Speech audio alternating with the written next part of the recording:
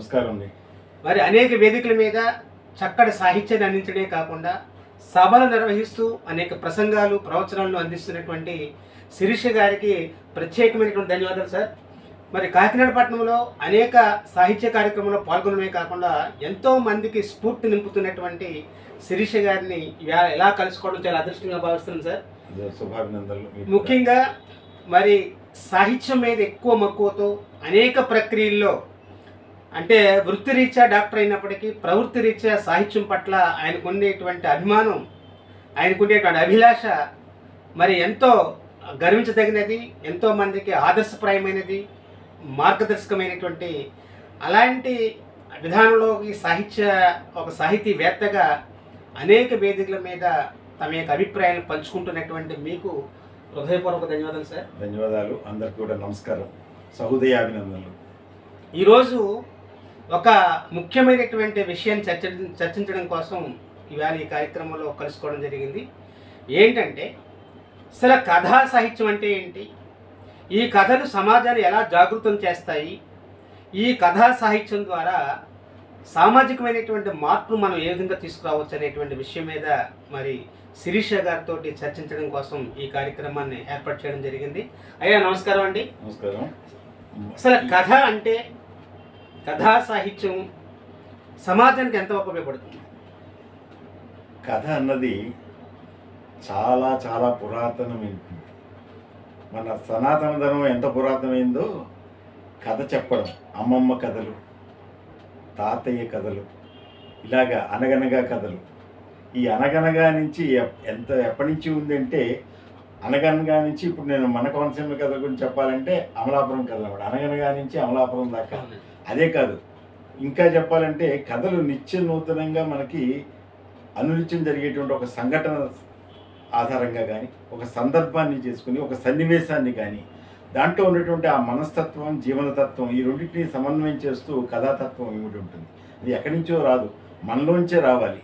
అందుకనే అది నాకు ఉద్దేశంలో కూడా ఎప్పుడు కూడా కొమ్మకి ఆకులు వచ్చినంత సహజంగా కవిత్వం రావాలి. అలాగే పూలు పరిమళించినట్టుగా పలకరించినట్టుగానే కథల్లో కూడా పాత్రలు, ఆ సంభాషణలు పలకరించాలి అన్నది నా ఉద్దేశం.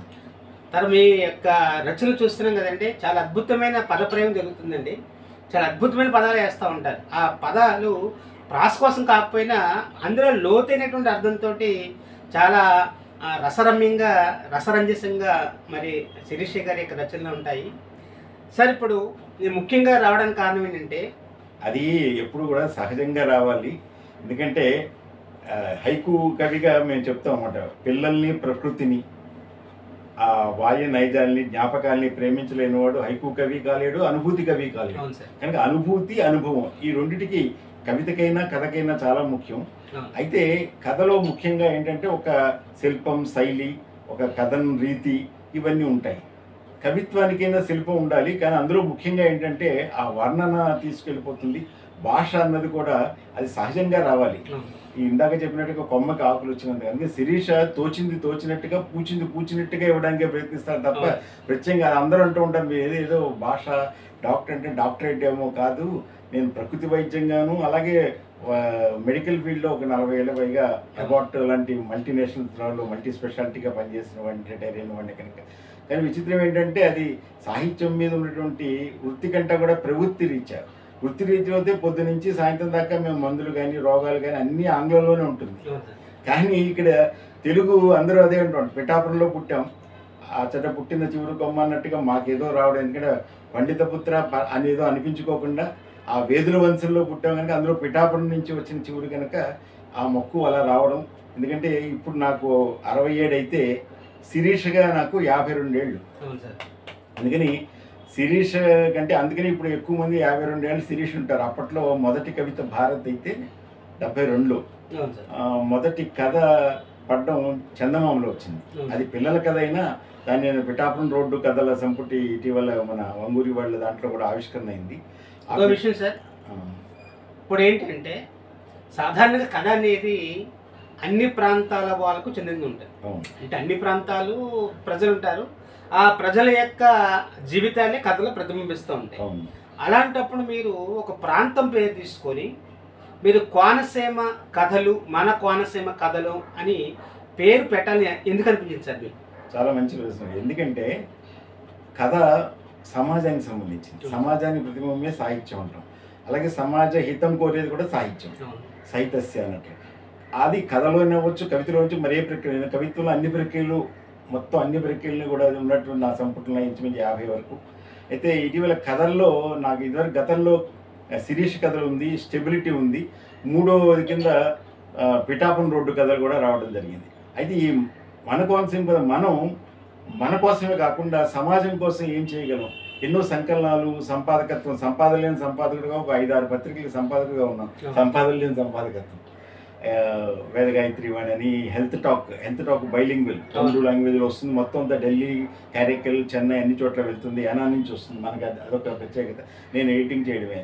అలాగా సాహిత్యం కానీ, లైన్స్ కానీ, ఇలా అన్ని అలయన్స్ కానీ, లైన్స్లో కూడా 41 ఏళ్ళ నుంచి ఉండడం వల్ల పిఆర్ఓగా, ఎడిటర్గా చేయడం, ఈ సంపాదకత్వం.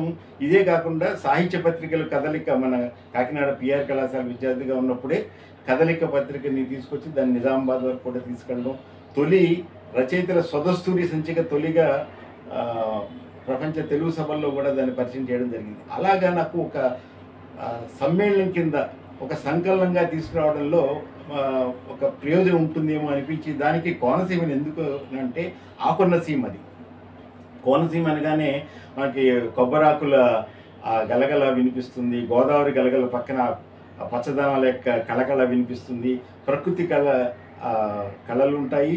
అటేమో సంస్కృతి సంస్కారాలకి, ఆ సంప్రదాయానికి ప్రతీకగా ఉంటుంది.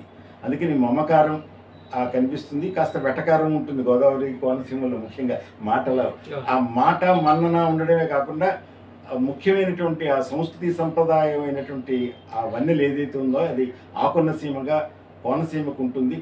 నాకేంటంటే అక్కడ చాలా సాహిత్య చైతన్యానికి మేము మినీ కవిత విప్లవం అప్పుడు ఒక కవిత సెక్షన్ కూడా అధ్యక్షత వహించడం, ఆ టైంలో మినీ కవిత విప్లవాన్ని రావడం, ఇవన్నీ జరిగాయి. అప్పుడు బ్రహ్మానందం కూడా ఒక కవిత వస్తే నేను అనుకోకుండా ఉన్నాను. అప్పట్లో మామూలుగా ఒక లెక్చర్ వచ్చేవాడు, ఇది చదవ అంటే ఏదో కొంచెం సరిగ్గా చూసుకుని చదవడం, అలాంటి అంత ఒక రకమైన మినీ కవితా విప్లవం.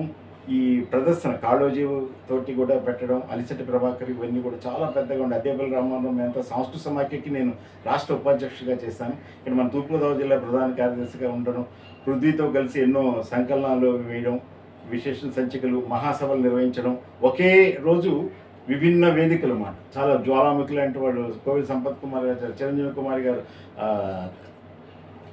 తర్వాత ముఖ్యంగా సుధామ, ఇలా చాలామంది పెద్ద పెద్ద కవులందరూ పక్క పక్కన ఉండగా ఆ సభలు నిర్వహించడం, నా అధ్యక్షత జరగడం కూడా నాకు ఆనందంగా ఉండేది అప్పట్లో. అలాగా అప్పుడు ఏమనిపించిందంటే ఒక ప్రాంతానికి సంబంధించినటువంటి ఒక స్థాళీనికత ఏదో ఉంటుందో దాన్ని కాలానికి అనుగుణంగా చెప్పగలిగితే అక్కడెక్క స్థితిగతులు, ఆ యొక్క వాతావరణం కూడా పరిచయం అందరికీ చేసినట్టు అవుతుంది. ఇప్పుడు మనకి మాండలికం కథలు ఉన్నాయి, దానికి చాలా మనకి, ఎందుకంటే సుబ్రహ్మణ్యం గారి కానీ, లేకపోతే ఇప్పుడు కారా గారి యజ్ఞం దగ్గర తర్వాత మనకి ఇది బాగా అయినది ఎప్పుడు కూడా రావిశాస్త్రి గారి కథలతోటి ఒక రకమైనటువంటి సారా కథలు, శారో కథలు, ఇవన్నీ కొలకలూరి నాకేమో అక్కడికి రావడం, ఇవన్నీ అంటే ఒక్కొక్క ప్రాంతం, రాయలసీమ కానీ, గుంటూరు ఇవి కానీ, కోస్తా కథలు కానీ, ఉత్తరాంధ్ర కథలు, కళింగ కథలు ఇలాగన్నీ ఉన్నాయి. కానీ ఒక ప్రాంతం నుంచి గుంటూరు కథలు వేశారు, గుంటూరు ప్రాంతానికి ఉంటుంది. అనంతపురం కథలు అనంతపురం లాగే ఉండేది. అలాగా ఇప్పుడు ఇటీవలే మా పెనుగొండ కథలంటూ ఒక మిత్రుడు కూడా వేశారు.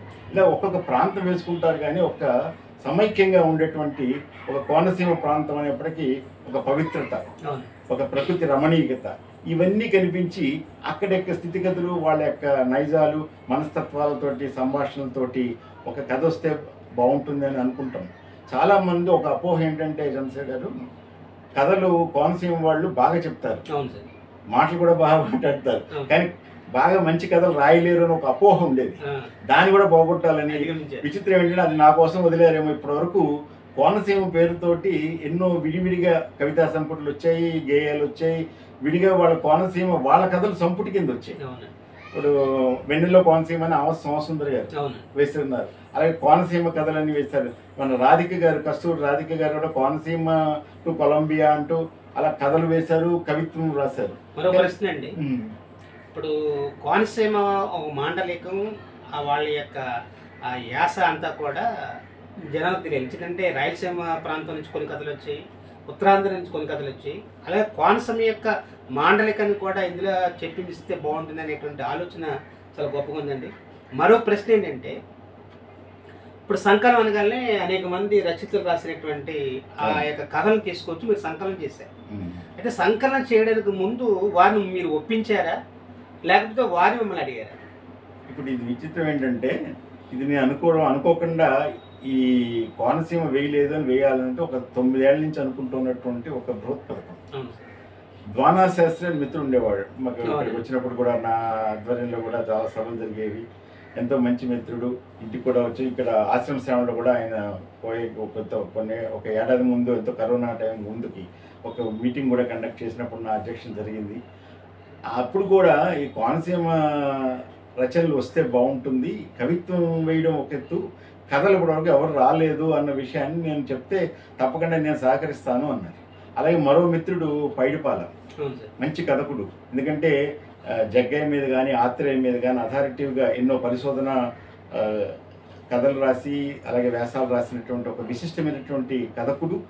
అటువంటి ఆ పైడిపాల యొక్క ప్రోత్సాహం కూడా నేను తప్పకుండా చెప్తాను అన్నారే కానీ ఆ తర్వాత ఈ లోపుగా కరోనా రావడం ఇవన్నీ అవ్వడం అలా పోస్ట్పోన్ అయిపోయింది. నేనేం చేస్తాను, కొన్ని కథల్ని ఆహ్వానించడం కోసం కొన్ని మన సాహిత్య గ్రూపుల్లోనూ ఒక పత్రికల్లో జ్యోతి వీటలన్నింటిలో కూడా ప్రకటన వేయించాం. ఇలా కోనసీమ కథ రచయితలు ఎవరన్నా కోనసీమ వాసులైనా ఉండాలి, కోనసీమ వన్నది ఇక్కడి నుంచి ఎక్కడికైనా వెళ్ళి ప్రవాసంగా ఉన్నవాళ్ళైనా అయి ఉండొచ్చు అంటే అమెరికా నుంచి ముందు రెస్పాన్స్ వచ్చింది. విచిత్రం ఏంటంటే ఈ టైంలో మనకి సెల్ ఫోన్లు ఈ వీటితో పంపించడం వల్ల ఒక చిన్న అడ్వాంటేజ్ ఉంది, వెంటనే వస్తుంది దానికి రెస్పాన్స్. డిసడ్వాంటేజ్ ఏంటంటే కొంతమంది అది పెట్టుకుంటారని మనకు తెలియదు, 24 గంటలు డిసప్పేర్ అయిపోయి నేను అందులో ఉన్నాయి కదా అనుకునేవాడిని. తీరా చేస్తే అవి మనకి ఉండేవి కాదు, వాటిని మనకి అవి తర్వాత సేవ్ అయి ఉండేవి కాదు. ఎలాగా అని అలా మళ్ళీ ఎవరు పంపించారో కూడా సేవ్ అయి ఉండేది కాదు. దాంతో అలా ఇంకా కొన్నాళ్ళు అయిపోయి బృహత్ పథకానికి మొత్తానికి ఫైనల్గా అనుకోవడం ఇది తప్పకుండా తేవాలి ఎలాగైనా అనుకుని నేనే కొన్ని ప్రయత్నంగా చేసి ఎక్కడెక్కడ అమెరికాలో ఉన్న వాళ్ళని కూడా ఆయన వచ్చేసాడు. తర్వాత కొంతమంది పోయారు, చాలా విశిష్టమైన కథకులు. ద్వానశాస్త్రి లోపుగా మనకి అనుకోకుండా ఆయన దివికేయడం జరిగింది. కానీ మంచి కథకుడు. ఆ కథ ఇస్తానంటూ నేనేమి దగ్గరే ఉన్నాడు కదా ఎప్పటికప్పుడు తీసుకోవడం ఎందుకని అలా వదిలేసాం. తీరా చేసి అప్పుడు వాళ్ళ అబ్బాయి ఎక్కడున్నాడని వెతుక్కుని వాళ్ళ శశికాంత్ అతనికి ఫోన్ చేసి ఆయన కథలు తెప్పించుకోవడం. ఇలా ఒక్కొక్కరిని. అలాగే పెమ్మరాజు విజయరామచంద్ర చాలా బాగా రాస్తున్నాడు ఈ మధ్య మన ఈ గ్రూపుల్లో కూడా. అతన్ని మళ్ళీ పట్టుకుని ఎక్కడ ఉంటారో తెలియదు, మనకి నెంబర్లు తెలియవు కానీ కథ చదువుతాం. దాని కింద కొంతమంది నెంబర్లు వేస్తారు, అది మనం చూసినప్పుడు నోట్ చేసుకుని మనం ఎక్కడో మర్చిపోతే మళ్ళీ కానీ ఇది ఒక పథకం కింద పెట్టుకున్నాం కనుక ఖచ్చితంగా రాసుకుంటూ ఒక్కొక్కరిని ఎలా అవ్వడం. ఇప్పుడు ఒకరికి లక్ష్మీపతిరావు గారు మంచి కథ రాశారు. ఆయన కథలు ఉన్నాయి, మనం వాళ్ళ అబ్బాయి ఇక్కడే ఉన్నాడు, అతను ఎవరు కథలు ఉన్నాయి, ఇగో అనే కథ అతను కూడా బాగా రాశారు కదా, నీ ఇగో కథ ఇచ్చి అది ఇవ్వయా బాబు అని ఎన్నోసార్లు ఇంచుమించు 90-100 సార్లు. మొన్న కూడా పాపం జయంతిలో కూడా చెప్పాడు ఒకరికి రామకృష్ణ, అతను కూడా మంచి సాంఘ సేవకుల్లోనూ ఇటు దీంట్లో సాంస్కృతిక ఇందులో ఉంటాడు. అయితే మొత్తానికి ఎలా అయితే ఆ ఇగో కథ తండ్రి పంపించాడు కానీ ఒకరికి లక్ష్మీపతిరావు గారి కథ దొరకలేదు. అలాగా ఒకరికి రామారావు గారు వాళ్ళ అబ్బాయి కిషోర్ అతను ఫారెన్లో ఉన్నాడు, బాబు ఈయన కథ కావాలి నాకు అంటే పంపించాడు. ఇందాక చెప్పినట్టుగా అలాగే జరిగింది. ఇలా ఒక్కొక్కరిని చూసుకుంటూ మంచి కథకులు ఎవరు ఉన్నారంటే రాజోల్లో డాక్టర్ ఆలూరు రాజకుమారి అని ఆవిడ సభలు కూడా నేను అధ్యక్షత వహించాం. ఎన్నో మంచి సాహిత్యవేత్త, మంచి డాక్టరు ప్లస్ మంచి కథకురాలు, మంచి కథలు రాశారు కానీ ఎక్కడ దొరకలేదు. విచిత్రం ఏంటంటే అక్కడ మాకు పొదరాడ దగ్గర ఒక సాహితీ మిత్రుడు ఎంఎస్ నారాయణ, మంచి కథకుడు, మంచి కవి కూడా. అతను వాయులీనం కథని ఎలా అవుతుంది నా కథ పంపిస్తాను మిత్రమా సోదర, ఇది ఎక్కడ ఇది కొంచెం ఇందులో కూడా నువ్వు కూడా భాగస్వామి అయితే ఎకనాలజీ చేస్తాను ఇందులో అంటే అప్పటికప్పుడు స్పందించి అలాగే తప్పకుండా చాలా మంచి కార్యక్రమం ఎవరు చేయింది ఇదే ఫస్ట్. ఎందుకంటే కోనసీమ కథల్ని ఇప్పటివరకు ఎవరు సంకలనంగా వేయలేదు. ఇలా వేసిన సంకలనాలు కూడా మిగతా ప్రాంతాల్లో ఏం చేస్తారంటే మా అను లేకపోతే నాను అలా పెట్టుకోవడం జరుగుతుంది. నాకు కావాలి మన అని ఎందుకు పెట్టుకున్నానంటే మీరు అన్నారు మన అని ఎందుకు అన్నారు, మన కోనసీమ కథలని. మన కోనసీమ కథలో మనందరం కూడా అందులో భాగస్వామ్యం, మన మనస్సు అవునండి. ఇప్పుడు నా మామీల ప్రక్రియ సృష్టించాను. ఎందుకంటే హైకూల దగ్గర నుంచి మినీ కవితల దగ్గర నుంచి అన్నీ చేసి మామీలు అన్నది, ఎందుకంటే నానీలు రాసింది కూడా తొలి తూర్పుగోదావరిలో తొలి నానీ సంపుటి నాదే చతుర్వేది. అవునండి. తర్వాత నానీలు కూడా దిక్కులు పెట్టే వేసాం 10వ సంవత్సరం దానికి. అంటే అయినా సరే దాని వెనకాల మళ్ళీ పడిన నేను ఆ ప్రక్రియ వరకు ఎంతవరకు మనం జస్టిస్ చేస్తాం. హైకూల్లో అలాగే సీతావచిలుక 216 హైకూలతో వచ్చిన తొలి ఇస్మాయిల్ కూడా ఇస్మాయిల్, ఎందుకంటే హైకూకి బాగా ఇదైనటువంటి ఆయన కూడా పాపం ఇలాగ వాకిల్లో వచ్చి ఇంటికి కూడా వచ్చేవారు. ఇక్కడ ఎంత గాంధీ వాకిల్ చెంత నడుచుకుంటూ హైకూ కూడా నడుస్తూ కూడా హైకూ చెప్తే మీ దగ్గర చాలా ఇది ఉంది, ఒక వెంటనే స్పాంటేనియస్గా చెప్పేది అని అదేపల్లి రామ్మోహన్ రావు కూడా అనేవారు. మేము నడుచుకుంటూ అలా వర్షంలో ఉంటే వర్షం మీద హైకూ చెప్పేస్తే అలా ఉండేది. అంటే హైకూ రావాలి, రాయబడదు అది. అంటే అంత ఒక ఫోటో షాట్ లా ఉంటుంది అది. అది ఒక దృశ్యానికి దృశ్యంగా ఉండాలి కటిల్లది. అలాంటి హైకూ 216 హైకూలు సినారే ఆయన వచ్చి నాకు నిజంగా ఆయన పెద్ద మనసు సౌదాయానికి ఆయన సత్కారం చేశారు. ఆ రోజు విశిష్టమైన సభ అన్నమాట. ఇంత గొప్ప సంకలనం రావాలంటే మీ సంకల్పం చాలా గొప్పగా ఉంది కాబట్టి ఎక్కడెక్కడ ఉన్న వాళ్ళందరినీ కూడా మీరే వాళ్ళందరినీ ఆహ్వానించి ఒక సంకలనం చేసినందుకు చాలా మంచి పని చేశారండి. మరో ప్రశ్న ఏంటంటే, అసలు కోనసీమ కథల్లో ఇతివృత్త పరంగా కానివ్వండి, లేకపోతే రాసినటువంటి రచయితల పరంగా కానివ్వండి, దానిలో ఉన్న ప్రత్యేకత ఏంటి అసలు?